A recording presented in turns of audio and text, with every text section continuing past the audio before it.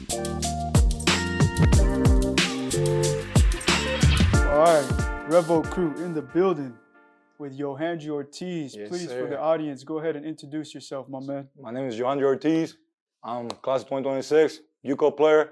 I'm from the Dominican Republic. You know? Yes, sir. that's Appreciate why it, man. Yes, sir. Looking forward to your season. Obviously, coming off a big year.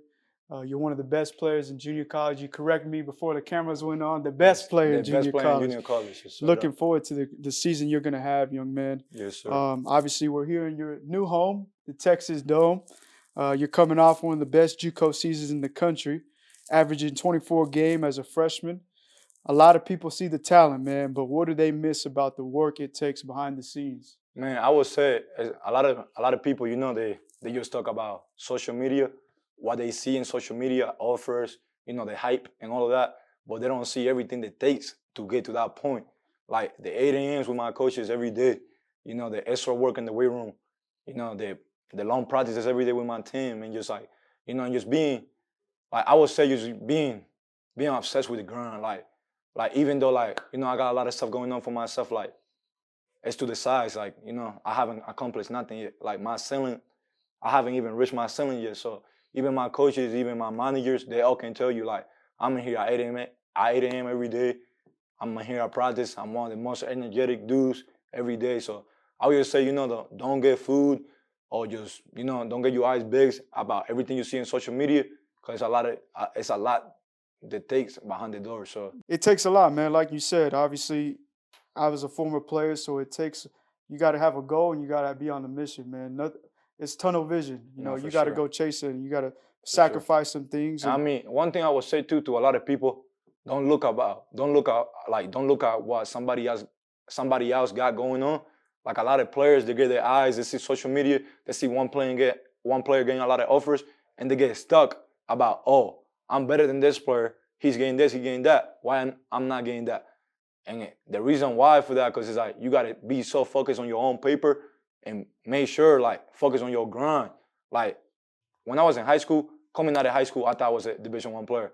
Had a big year in high school, went to the Final Four in Florida, great high school competition, all of that. But at the same time, though, like I had to realize my path was different.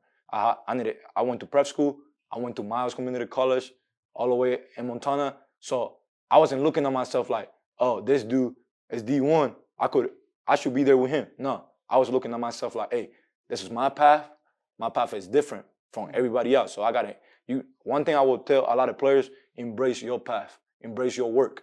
And trust me, it's gonna pay off. If you put your head down, you keep doing what you do, and just focus on your own paper, it's gonna pay off. You're now at South Plains, man, one of the premier programs in JUCO basketball. How are you approaching this challenge of proving yourself all over again? I mean, I would say is you keeping myself humble. That's a huge thing. Because, with my teammates and with my coaches, regardless of what I got going on, I got to make sure every day I come to practice, I'm just one player. I'm just a player. I'm not bigger than the program. I'm not, I don't, even if I might be the best player or whatever, I might not talk and act like I am the best player or whatever. Like I make sure like all my teammates see me as the same as I see them. We all equal. I'm here to win, man. Like, a lot of people don't understand, like, I just want to be a winner. So my plan is, coming here, whatever role Coach Cinco gives me, whatever he said, yo, this is your job. This is what you got to do. I'm going to do that 100%. I'm going to do that to my best ability so we can help the team win. It takes a lot, man. You're widely known as one of the top prospects in the country. To hear you say how humble you are, college coaches are going to take some insight of that. But they want to know as well, what part of your game did you grind on the most this season to separate yourself even further? I would say like my shot making ability, like, like everybody knows me as a scorer. So I repped a lot, like a lot of my repetition threes. I shoot really deep. So like that was one of my biggest things like this summer. Like if I'm shooting the deep ball, I gotta shoot at 40% or above 40%. And one of the biggest things I worked on this summer is being, getting other people involved. Just when I come off the screens, just getting people involved, getting my big mans the ball, and just being vocal in the court, just being a leader, making sure like I'm not just getting my own bucket, but I'm getting my teammate a bucket, or I'm the reason why, because I made a pass, I throw it up to one of my bigs. That's how we won the game. So that's one of the biggest things I worked on this summer, just getting other people involved and just making sure everybody eat. For sure. Man, a lot of that too comes with a lot of noise, man. You're getting attention. How do you balance that attention from nearly every school you can think of with day-to-day work or getting better? How does that work? You told me earlier before the interview, the king of do not disturb, man. So No, for how do you sure. balance that? Man, I will be honest with you, like, and not just to brag or anything, but a lot of people is definitely trying to get in the doors, talking about agents, talking about just a lot of people just, they see what you got going on as a player, they see the type of things that you about to accomplish. So a lot of people want a piece of that. Everybody want a piece of the cake. So, I would say you stay level-headed, stay humble, don't speak about your business with everybody. Like, Yes, that's sir. one of the biggest things. Make sure everything you got going on is within in your tight circle and people that you trust. You For know what I sure. mean? So I would say keeping your head level-headed, keeping yourself humble, not talking about, hey, to your teammate, oh, I got this and I got that. No, you got to make sure you go to work every day like you don't got nothing. Like every day is a day to prove yourself and get 1% better every day. But I would Yes. say definitely it's stressful. A lot of people calling, a lot of people telling you different things, and it's hard to manage that, and Yep. it's hard to believe somebody. So it's like, because a lot of people telling you everything you want to hear. So I would say it's a stressful thing for sure. For sure, man. And that's transparency because, like, a lot of people don't see the behind the scenes of you trying to deal with that. You're human, right? You have feelings, and those things come with different expressions. So, for you to open up about that, man, that's great.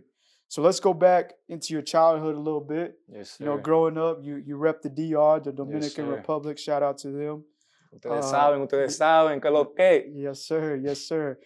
You moved to Florida, I think at 13, Yes, in sir. that area. Yes, sir. What kind of role did that transition play in shaping your work ethic, your character, those things? So, I'm gonna get real personal, and this is the type of dude I am. Like, I'm a real dude. I'm transparent. Even when college coaches recruit me and they ask me what I look for transparency, and I look for people to be real. Because one of my God gift talents, I can read people. I can really tell you, like, me speaking to you, who you really are, if you fake or you real. Like, I had that God gifting talent. But I would say, dude, like, growing up in the DR, my dad, he was in jail for life. So he made me in jail. Like, him and my mom, whatever. So it was tough, like, not growing up with a dad and, raising my sisters by myself with my older brother. It was tough, but my grandma, she was in the picture, and she was there for all of us. And I remember when I was 12, she came to me and my brother, and she was like, "Hey, I got you guys visa to come to the U.S. and be a student, play, and do what you all love." So, man, I cried, man. I was so excited because I was hooping over there, and like, dude, you hoop outside, you ain't got no shoes, like you got stuff in your feet, in the bottom of your feet, like Mhm. it's hot, and you outside just hooping, but you doing it because you love the game, and it wasn't just me, like the whole town, the whole village, they be doing that. So it's like, so to me, it was, like when my grandma told me that, like it was just all my prayers. Like I was a little kid too, like, but I had that knowledge. I was like, my life about to get better. So like, the following year, she got us the tickets, and me and my brother, we got on that plane, dude, and then we touched down in Miami. So, and then her husband already lived here. My grandma had a husband, they already lived here. So, he picked us up, we live with him and all that. I remember that following Monday, because I got there on a Sunday. So the following Monday, I had school, middle school. I tried out for the middle school team. I didn't speak no English, like none. Like Mhm. straight up, like, Yeah. like it was tough at first. Mhm. The coach was like, "Hey, I don't know if you can understand what I'm saying or whatever." I'm like, so I looked in the Google Translator and I put down, but I can play basketball though. I don't need to speak English. I can Yeah, play though. yeah, yeah. So I showed him that and he was like, "Okay." Like, he said, "Next game, come, we're gonna see what you got." Came next game, scored 52 points, my first middle school game. Straight up in the US, 52. It's awesome. And I'm like, damn, dude, like, and then high schools from the area just call me early or whatever. So after that year, we won the championship. So after that year, I transferred to Gulf Coast High School. I was there from my freshman year to my junior year. So, freshman year was rough too. Like, the coaches were just like hard on me because I didn't know, I couldn't understand him, but I could play. So it's like I didn't need to speak or whatever, But So my freshman year was okay, played varsity, averaged like 12, 15, went to like the Final Four. And then my sophomore year, had a big year, had like 16 again, 7-8 district, good high school competition. And then my junior year, that was the year. Like I became player of the year for the 7-8 district. And there's schools in there like Dr. Phillips, Montbert, like I was player of the year for the whole thing. And then, so it was a dude named Coach Stewart. And he's like my dad now. Like I look up to him. He played at Florida University. Like he played like 15 years of professional basketball. Mhm. And then I played against his school. My junior year, I had a big game. So he had one of his players talk to me about, hey, what you want to do, yo? You want to play for a real program? Yeah. Have better people surround you. So, that following summer, I transferred to his school. Spent the whole summer with that dude, changed my life. I met God, got closer to God. I got baptized in church. And I'm a big believer. I feel like if you put God first in everything you do, it's gonna take off. But everything you do, you gotta put Him first. For sure. Without Him, there's nothing possible. So, met Coach Tour, had a high expectations for the year. We fought short, but I would say outside of basketball, man, I met great people that I can count on for my whole life. And Coach Tour, like, a lot of people don't know who he is, but that's Yohandry. That's his dad. That's my dad. Like, that's who I call dad, and I'm the type of player I am today because of him. So it's like. For sure, man. So when I go back in the summertime, like he's my trainer. Like he take care of me. I live with him. So, that's my biggest mentor in my life, and that's who I look up to. So that's like my childhood growing up. Yeah. Man, that's awesome, man. To hear that story makes you who you are, man. The Yes, hardship. I mean, I think if there's any college coach on the fence when they think about Yohandry Ortiz, they should hear that and think, man, this kid been through it. What can he do for me? Everything, man. He gonna get through the adversity. Yes, sir. He's a leader because he, took care of his sisters, took care of his mom, his grandmother, etc. Man, that's crazy story, man. Thanks Yes, for sir. sharing that. We talk about the DR, man. We represent Yes, sir. Of course. the country. Do you ever dream one day on the international stage that you represent them, and No, how would that reflect? So that's my biggest goal, like to play for the national Dominican team, for like the men's team. And you might see that this upcoming summer, like the next summer after the season, you might see that. So stay tuned for that. Stay tuned. It's gonna for happen. Sure. It's gonna happen. Yes, sir, man. So let's get into recruiting. You're talking to college coaches every day. I want to send them a message about Yohandry Ortiz. When coaches recruit Yohandry, what should they know about your mentality that goes beyond just the talent? Incorporate your story, incorporate who you are, but make it short, sweet, and simple, but very impactful. I mean, I would say even like I'm a type of dude, like even if I'm not having a good day, like you will never see that from me at practice. I will come in there and get the job done. Like I'm a worker. So it's like, even if it's not going my way and I'm not liking how my day is going and my feelings are involved, I'm coming to practice and doing what I have to do. And after practice, I might deal with my situation after that. But when I'm in that space and I gotta come and work, coaches should expect that I will come to work every day, give 100% every day. Someday I might not make every shot, but one thing is my energy, my effort, and my charisma will always be there. For sure. Always. Yes, sir, man. So let's get into a little bit of the fun stuff. You're a basketball player. People are known for their routines. Do you have a pregame routine that you stick by? Is it more so what you're feeling that day? Yeah. Or you got a strict one? I mean, so I meditate. So like before every game, I did it since I was in 8th grade till miles, till even in the summer when I went to the showcases. So I meditate for about 10 minutes. Just, I put my headphones on. Even if I'm in the bench or if I'm just sitting or whatever, I will close my eyes for 10 minutes and just like feel that energy, just get locked in. And I make sure I read like 2 or 3 Bible verses every game. And I set a prayer up every day. For my dead friends, I lost a lot of friends when I was a kid. So I do it for them as well. And I make sure like every game, like, I'm telling them, hey, watch over me. So it's like, that's what I do before every game. Like, meditate for 10 minutes, read a couple Bible verses, pray for my brothers that are watching over me, and, go get it done. Get to it. Yeah, get for to sure, it. man. So we talked when we first met you, man. You reached out to me, text message, told me you had a good game, man. I put you out. I still remember the first message. I remember. I'm hooping, man. I think you got a number from one of your boys or Yeah, something. I yeah, don't remember what it yeah, no, was. for sure. And that was kind of the start of when I started to hear about Yohandry Ortiz, right? Yes, sir. You were doing pushing yourself out there, and we kind of became, before the recruiting buzz, we were putting you out, got Yep, you some yeah. visibility. How important was that to you early on? To me, I mean, first of all, I want to show, my thankfulness to you guys and just being grateful. Like, I appreciate y'all because like you guys was the first ones. Even you, like, it's crazy. People don't know. Like, you believed in me like crazy. Like, like, I remember when even I tested you and you saw the numbers and you saw the film and everything. You told me like, dude, this is what you can do. And like, coming from you because you in this business and you know what you're doing. So it's like, to me, that was big. Just having that support system and just having those people that's like, hey, if I do something amazing, like, these people gonna make sure the whole country knows about it. Mm-hmm. So like, I was really grateful for that. And at the same time, though, just like, like, I feel like, you already know, bro, I started all of this, you got a friend for life, bro. No doubt. So it's like, I feel like everything is about connections, relationship.